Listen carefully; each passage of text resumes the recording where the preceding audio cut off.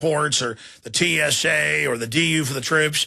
I'll be surprised if they don't come out and say, give children DU, you know, give children uranium, you know, give them plutonium. Let's go ahead and talk to John. And you were telling me something? Yeah, John in Pennsylvania. Go ahead. Alex. My hats off, my tip of my hat to you. Sir, I wanted to mention to you, the guy that mentioned he worked at Oyster Creek nuclear power plant. I worked at 3 Mile Island, Stevensville, Michigan, D.C. Cook. I'm 63 years old. I've worked at quite a few of these plants, and it's amazing what goes on in them. And everybody kind of touched on the points that I wanted to touch on. But I worked at Indian Point, which is a nuclear power plant right above New York City. And many years ago, when I was just a young man, they had some problems in there. And in order for the people to go inside the plant to repair them, they could only stay in there at 15 minutes at one time, and that was it for a year's work. So they were going through welders it was so quick and so fast, it was unbelievable. And I was lucky. I was fat, and I couldn't fit into containment vessels, so I had to stay. I was outside testing the welders constantly, the ones that were going into weld. It was kind of an interesting thing. And one last thing I want to ask you really quick. The Reverend that's from up on the Trans-Alaska Pipeline, I was up there in 1976, 77, 78 when he was, and I just would like you to ask him sometime if he enjoyed the BP Hilton. All right. What was the BP Hilton? Well, that was what British Petroleum had. They had this huge, magnificent building where the uppity up lived, and they had the swimming pool in it, and I mean, it was gorgeous. It was up high up on stilts, and now we're talking about 30 and 40, 50 degrees below zero. And occasionally I got invited in because I was an inspector, and I got to swim in it. And I said, what would happen if that window broke while we were swimming? He said, don't worry, you never know. Well, God bless you, sir. Appreciate your call. Interesting points. Well, we have Robert, Bob, and David left there. Okay, we're going to go to 3 final calls and end this transmission and go into rebroadcast with key information with Dr. Bob Bowman and others. This is from defense.gov. It was also in the Army Times, Army press conference. Let me ask you specifically, last week, the scare here in Washington and what we might have learned from how prepared we are to deal with inaudible. And it goes on at B'nai B'rith. And he went on into super Ebola viruses, constructing them, how governments have them. He says others are engaging even in eco-type terrorism, whereby they can alter climate, shut off earthquakes, volcanoes remotely through the use of electromagnetic waves. Well, what do you think HARP is? So he continues, the mere fear that there is a mole within an agency can set off a chain reaction. This is Secretary of Defense Cohen at the time, and a hunt for a particular mole, which can paralyze an agency for weeks and months or years even in search.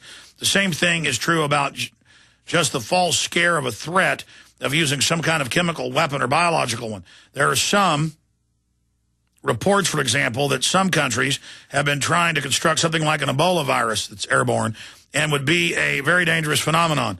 Meanwhile, the UT professor Pianka talks about how wonderful it'll be to kill everybody. To say the least, Alvin Toffler has written about this in terms of some scientists in their laboratories trying to devise certain types of pathogens, which would be ethnic specific. You mean Dick Cheney, September 20th, 2000, promoting race-specific bioweapons? Awesome American Statesman reported on it.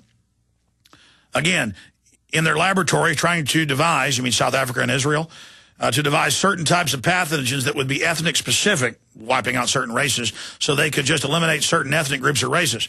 And others are designing some sort of engineering, some sort of insects that can destroy specific crops, like the U.S. government did to Guatemala. Others are engaging even in an eco-type of terrorism, whereby they can alter the climate, set off earthquakes, volcanoes remotely, through the use of electromagnetic waves, and it goes on. Okay, that's defense.gov, boys and girls. Okay? This stuff's real. It's going on. Ignore it at your own risk. Can I say this was a government operation? Hey, God's harp's a lot bigger than Beelzebub's. And what the devil can do through man is bad, but let me tell you, what God can do is, and in God's plan, we can't even grasp. And let's get that through our heads right now. Let's think about that. The sun, the moon, the manipulation of our weather systems, the magnetic fields, the magma. The moon doesn't just pull the oceans and cause, literally from satellites, they can show the ocean bulging towards the moon. That's what creates the waves. It manipulates the magma. So we don't know. We just know the government's been lying about this the whole time, and there's clear evidence that they had spent fuel rods outside all these facilities blown sky high. Confirmed at Mark 1, confirmed at Fukushima 1, and we're looking at the Mark 1, Fukushima 3, where it went straight up in the sky, thousands of feet, 3,000 feet. I don't think that's a mile, but let's go ahead and talk to Robert in Texas. Robert, you're on the air, part of this 5-hour, 33-minute so far transmission. Go ahead. Two quick things. First, on those spent fuel rods, I found the Union of Concerned Scientists have a page dedicated to that. And it looks like there's two different kinds of spent fuel rods. One is in the wet storage, and then after 5 years, the rods are put into a dry interim storage cask. And there's some... Yeah, they're reporting that both were in these facilities. Yeah, well, the casks look like, in one of the pictures here, it looks like they might have those casks stored on the roof, as that first caller who reported this had said. Yeah, do me a favor. Will you email that right now? I'm going to put you on hold to my producer, and so he can relay that to Paul Watson, because that's good research for his article he's doing right now. I'm going to put you on hold in a minute, and then give him Jaron's email, please. We're going to bounce that over to Watson. But go ahead and finish your point, Robert. Okay, thanks. I'm quite surprised that we haven't seen the robots in action. I mean, the United States is famous for surveillance drones, and Japan's famous for robots. And why aren't the robots flying and crawling all over this thing, giving us...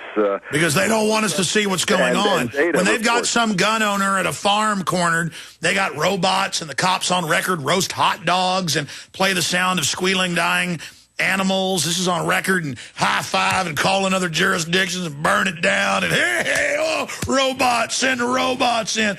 A box falls off a car here in Austin. They got multi-million-dollar robots rolling out hysteria. But when there's a real crisis, government hightails it. Sorry, go ahead. Yeah, well, that was my point. Where are they? I mean, both countries are famous for having drones and robots, and you would think that they would be all over the place. But, yeah, I'll go ahead and give the concerned scientists spent fuel report to your guy. All right, thank you. Let's give him Jaron's little secret mouse email, and let's get that bounced over to Watson right now, and call Watson, make sure he knows it's coming. Okay, thank you. And, hey, you guys can use the comment sections on InfoWars and Prison Planet to add links, intel, help us. I mean, we're doing a decent job, but sometimes I'm floundering around because there's just too much data. Bob in California, you were the next to the last in line. Go ahead, Bob. Yeah, by the way, you just went on our local talk station here about 2 weeks ago, and I called up the program director and thanked him because I just amazed that they put you on. What station is that? It's KIXW Talk 960, and we're up in the high desert, up in the Victorville, Apple Valley area.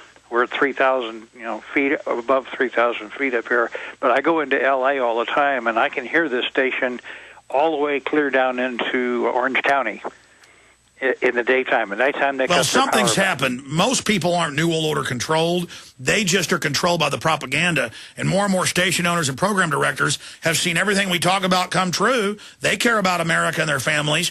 We're gaining about 3 stations a week right now, which it's just explosive. We're going to have a cover of Talkers next month, and I am the keynote speaker at their yearly event. Usually it's Rush Limbaugh. So believe me, sir, we have broken through thanks to you. Go ahead, Bob. Well, that's good. Well, listen, one piece of news, well, of course, you're talking about those spent fuel rods being stored. Yeah, they are stored, but they got to be stored in something because they're still radioactive. They got to be stored in something fairly secure. But when an explosion like that happens, all the security just goes right out the door. That's just a side note of what I called about. What I'm worried about is if there is a lot of radiation going to be floating over here, and I would hope that they've got Air Force planes up there collecting air samples between here and Japan and along the way. You know they are. But they're not telling us. Have you noticed? Well, they won't be telling us. But what I'm afraid of, Alex, is your worst concern is this is the perfect chance for them to throw in martial law. Well, notice Obama came out against the guns yesterday while we're busy watching this. Yes, I know. And here's their perfect chance to roll out the National Guard and martial law, tell everybody to stay indoors and nobody go anywhere. Shut the whole system down, lock the banks up and everything. Let's not let a good crisis go to waste. Yeah, that's the main thing that I did learn from nuclear physicist up in the Bay Area, who's Dr. Bill Wattenberg. He says what happened over there is the reactor shut down when the earthquake hit, but there's residual heat in those fuel rods, And he says when the tsunami came in, it killed the diesel generators, and that's what they relied on to cool them down. And the batteries. Great point, Bob. Right, it killed everything. So that's why this whole thing happened. But I'm beginning to. I used to think nuclear power was safe. I'm beginning to think like you now. There's just no way you can outthink every possibility of what could happen.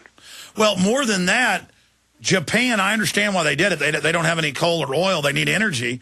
But at the same time, I mean, Japan, if you look at it, is on the Great Ring of Fire, in probably, they estimate, the most unstable volcanic tectonic area in the world, and they've got more reactors per capita than anybody, and they got a bunch of aging ones, 40 years old. I mean, what did they think was going to happen? I appreciate your call, Bob. Final caller, David in Wisconsin. Thank you for holding her on the air. You'll take us out as tail gunner. Thank you, Alex, and I really appreciate your coverage. And tell you, when you go off the air, the only thing you can rely on is Drudge. He's good, Al Jazeera and BBC, because nobody else is covering this in the U.S. media. This is real journalism, what you're doing here. We really appreciate that. I want to tell you, where's our president in times like this? He's hanging around with the NCAA today talking about basketball games. And let me say this. Breaking news just came out on Drudge. It says U.S. Surgeon General encourages West Coast residents to buy iodine tablets. It just popped up there, Alex, while you were talking to that last caller. But meanwhile, we got to get it to Drudge. We have the article up on Prison Planet and InfoWars where the government is telling clinics not to give it to people when they ask. And how do you like that? Here it is. It's in the red letters, top left column, Drudge Report. Take a look at it. I'll let you get going, and I appreciate your coverage. We wish you could stay on longer and, give us some more information because you're the source. Well, my crew wishes we'd stay on longer. You guys want to do a couple more hours? I'm joking. I mean, you really need that. With a cabinet that we got and a president that's just hanging around running some kind of an NCAA meeting, it's ridiculous. Well, they do that on purpose to teach you the reactors blowing up, the revolutions, the plunging dollar isn't important. Basketball is. And the public sees that and then thinks, oh, well, that's good. And I'll tell you another thing. He plays golf. I heard, 2 or 3 months total out of his whole presidential tour of office now? It's like 60 days. Well, he's a teleprompter reading front man, so what do you expect? Right, exactly. David, we're out of time. There's the headline. What is that, MSNBC or ABC News? Yeah, it's NBC. I recognize the font. NBC reporting Surgeon General buying iodine, a precaution. Conflicting messages appear in effort to buy iodine tablets. Well, we've got it confirmed that the government's telling people not to prescribe it to folks. It's not even prescription, but it's sold out at stores. You go to the clinic and say, I want it, and they go, no. Homeland Security says, no. No. So they can't even get their act straight on that. That's an important article we've got up at prisonplanet.com. Watson's big article is going to be coming out in the next hour dealing with reactor rods, spent rods, plutonium, uranium on top. Go ahead and take us out, boys and girls. Those spent rods packed and stacked up on top the inner containment unit blowing sky high. We know they've caught on fire. We know they're stored at some of the others. Were they in Mark 1, Mark 3? We know they were in Mark 1. I mean, that's the huge news, that this happened, that this is going on, that this is unfolding, and they're still trying to play it down when, if those reactor rods were on the outside, we know they were at some of the plants and were ejected in explosions. This is a super huge, horrible disaster, and people should be getting the warnings, and we should be getting ready here in the path of the jet stream. Lord willing, I'll be back tomorrow, 11 a.m. Central Standard Time, live, covering this. If you want your friends and family to hear an in-depth, full analysis of the callers' perspectives, nuclear physicists, and more, tell folks that you know to tune in tomorrow, 11 a.m. Central, and watch us at Infowars.com and PrisonPlanet.com for the latest developments. Get that article Watson's got coming out in the next hour at Prison Planet and Infowars out to everybody. It'll be red-linked on Infowars. Get it out to everybody. It'll be on Prison Planet first. Great job to the crew in the 5-hour, 42-minute transmission. We'll see you back here in, I guess, about 18 and a half hours or so. God bless you all.